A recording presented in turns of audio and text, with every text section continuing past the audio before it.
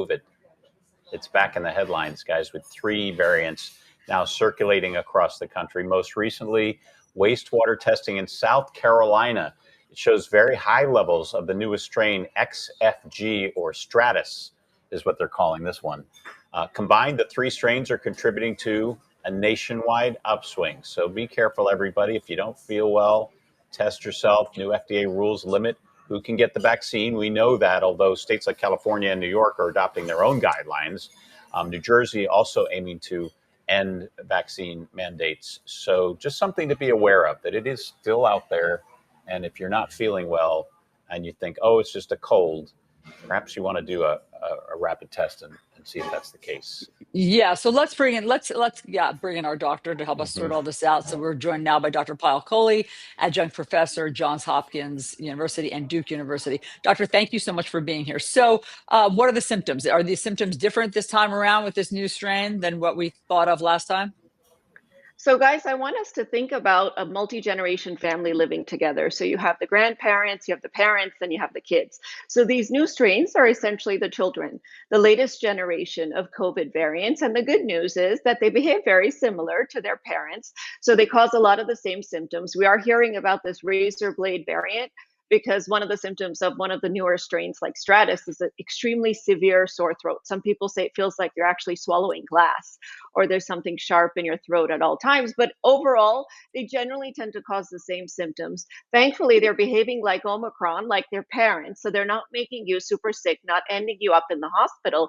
And as Jim said, the tests actually work to detect these variants, even though they're newer variants, as well as Paxlovid, which is the treatment that we have. So the newer generation is always a little more naughty than the parents are, right? So that definitely the newer variants are more contagious. They spread more easily, but thankfully they don't seem to be making you sicker. All this time during the fight against COVID, we hear about these updated vaccines over and over. Are these updated vaccines expected to protect against all these new variants, these new 3 variants, or just the newest strain? Actually, the vaccine was designed against the last variant, so the parents of the newest variant, which is Stratus, but we still expect it to have really good protection because there is part of that parent in that child, as we know. In fact, I'm going for my vaccine just this Thursday. And remember, the goal of the vaccine here is not to 100% prevent infection, but to prevent severe infection and really keep people out of the hospital and make it so that COVID doesn't get in the way of our lives the way that it did in 2020.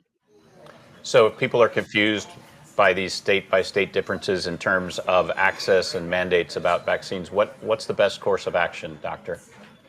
To be honest, Jim, I'm really confused too, because every state seems to have its own rules, and there's going to be a tremendous amount of variability between states. And you think about Thanksgiving coming and Christmas coming.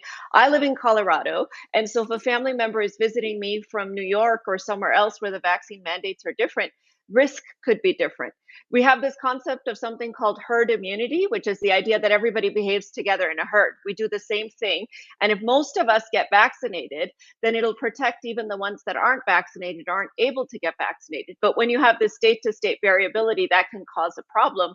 And at the end of the day, the more chances we give the virus to mutate by giving it opportunities to infect people, the more likely it is to mutate into something bad. So I don't think this idea of heterogeneity between states is going to serve us well heading into the winter months.